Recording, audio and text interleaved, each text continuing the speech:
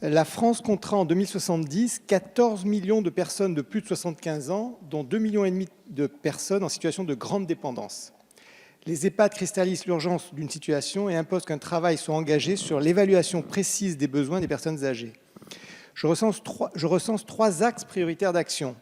Le premier, il est d'ordre quantitatif et concerne le taux d'encadrement des aidants et des soignants dans les EHPAD relativement au nombre de résidents et non en fonction de la nature des établissements, comme c'est le cas aujourd'hui.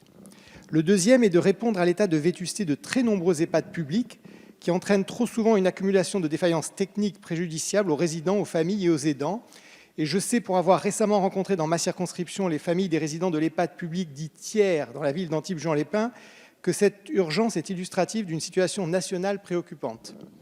Le troisième est de rendre attractifs, et ça a été dit, les métiers du grand âge par une meilleure rémunération, une meilleure formation des personnels encadrants et soignants dans les EHPAD. Je sais combien le service à la personne est exigeant pour les professionnels engagés dans cette noble tâche et je veux ici les saluer et rendre hommage à leur professionnalisme.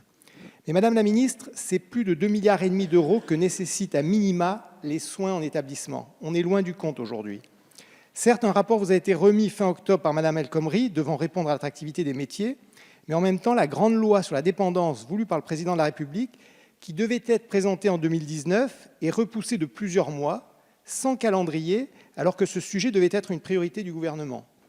Madame la Ministre, l'urgence est à la fois sociale, financière et humaine, car comme le rappelait souvent le président Chirac, une société doit être jugée à sa façon de traiter les plus faibles.